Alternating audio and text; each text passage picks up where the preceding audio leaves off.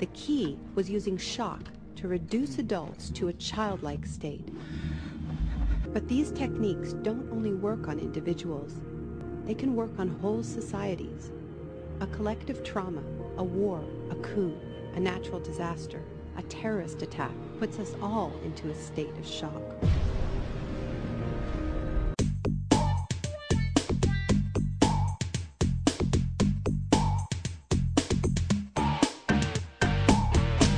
So, Johan, in the latest issue of Reason, you have a piece debunking the latest book from Naomi Klein, which is called The Shock Doctrine, The Rise of Disaster Capitalism. Just generally speaking, what is Naomi Klein's thesis and why is it wrong? Well, her thesis is very simple. Free markets are unpopular. Wherever someone wants to introduce them, people are opposed to it.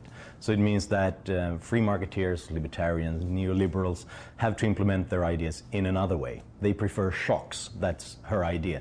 Trying to shock people, voters, into submission in times of a natural disaster, or a military coup, or a war, or something like that. Then the free marketeers use the advantage that people are not on their guard. So they, in a very brief period of time, they introduce shock therapy, liberalize markets, lower taxes, lowering trade barriers, and so on. And well, the problem with her book is that it's 500 pages long, and she absolutely fails to support anything of this. I mean, she fails to support, to give real empirical support that any free marketeer has ever said this. Her favorite villain is Milton Friedman, and she claims that, well, look at this quote where he says that in times of a crisis people begin to change their minds. And that's something that she pretends then that the crisis is a war or a military coup or something really nasty. In the short film that accompanies the book, she even shows that quote above images of prisoners being tortured to give the impression that that's what Milton Friedman wanted. If you look at the context where Milton Friedman said that in the introduction to Capitalism and Freedom, it's obvious that he's saying, look, the Soviet Union, the Eastern European communist states, they create the misery for their people, so they began to change their minds. In other words, not a shock he wanted to introduce from without.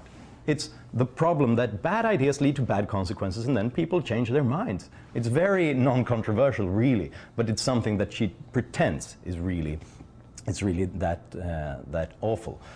And when Naomi Klein tries to show instances of this happening, shocks that led to military coups, dictatorships that really liberalized, well, yeah, she can cherry pick a few examples of brutal people introducing liberal reforms, like in Chile, like in China, for example. But since 1980, almost every country on the planet has liberalized its markets to some extent. So obviously there will be some bad people who did it, and a lot of good people who did that. And you can't just look at the few situations where the bad thing's happening. You have to look at the broader picture, and then she's just wrong. The statistics clearly show the more democratic the country, the faster, the bigger the free market reforms have been. Even these examples you demonstrate in your article are sort of not only just cherry-picked, but she kind of abuses the data and kind of manipulates. What is the most egregious example of that? Well, personally, I think the worst one is China and the massacre at Tiananmen Square in 1989, where she claims that the protesters were really not protesting for democracy, free speech, and so on. They were really opposing free market reforms in China. And the Communist Party massacred them because they wanted to introduce even broader liberalization measures afterwards. But if the students were really protesting against free markets, well, then you would expect that somewhere in all their lists of demands they would mention this, but they don't. And you would also expect then to see the drastic liberalization measures happening after the massacre. It didn't. It was in fact the first period since 1979 where the reforms were stopped because the economic traditionalists in the party, they blamed the reforms for these protests. If you open up the markets, then we're going to see this kind of chaos. So they won out, and they almost managed to turn the tide back, and it took 3 years of hard work from some of the more free market oriented people in the Communist Party to get the reforms back on track. I just would point out, I love that we are at a point in history where I can sit across from somebody who will very, very seriously say the phrase to me, the free market-oriented people in the Communist Party. Klein seems to have an obsession with Milton Friedman, and he becomes, in this book, a sort of demonic figure. Milton Friedman. Friedman believed in a radical vision of society in which profit and the market drive every aspect of life, from schools to healthcare, even the army. He called for abolishing all trade protections, deregulating all prices, and eviscerating government services. And a lot of that is tying Milton Friedman to the Chilean dictatorship of Augusto Pinochet. Why is she wrong about that? Well, yeah, she claims that Milton Friedman was an advisor to the Chilean government. And what really happened was that, yes, he visited Chile at one point. It was a private foundation that invited him for lectures. He did meet with Augusto Pinochet once for 45 minutes, and he even wrote him a letter saying that your old ways of managing the economy is disastrous, it's going to ruin the country, and you should really liberalize the economy instead. He was never an advisor. He never accepted a nickel from the Chilean government. He even rejected a honorary degree at a Chilean university because he thought that that could be seen as somehow supporting the regime. It was a regime that Milton Friedman claimed was terrible, despicable.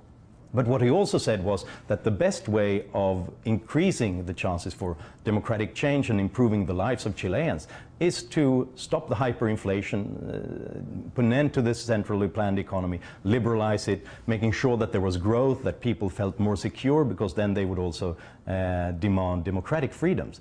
It was the same kind of project, the same kind of idea that led Milton Friedman to go to communist dictatorships like Yugoslavia, like the Soviet Union, like China, and to advise them to liberalize their market, something that leftists rarely complain about when Friedman did. So you could really say that what Friedman was doing was he was implementing an anti-shock doctrine. He thought that if people were in shock, if they were constantly fighting for their lives, basically, and their survival, economically speaking, well, then no good changes would come of that in the long run. You have to lower inflation. You had to make sure that people had an opportunity to get a job. Only then could they begin to demand personal freedoms and democratic freedoms as well. Naomi Klein thinks that Milton Friedman is really the villain behind all bad episodes that you can see out there in the world, and claims that that's the results of his advice. She devotes a large part of the book to the Iraq War, how this was Friedmanite. She claims that Friedman was a neoconservative and really by implication in favor of an aggressive foreign policy, but the idea was to privatize the Iraqi economy. That's why all of this happened. And the problem with that whole idea is, of course, that Milton Friedman was opposed to the Iraq invasion. And she doesn't neglect to mention this for a lack of space. She's got 500 pages to do this. If you have that thesis, if you try to give the readers that impression, and you don't even mention that he was actually on the record opposed to it again and again, well, then you're obviously out to distort and deceive the audience. Thanks for joining us, Johan. For Reason TV, I'm Michael Moynihan.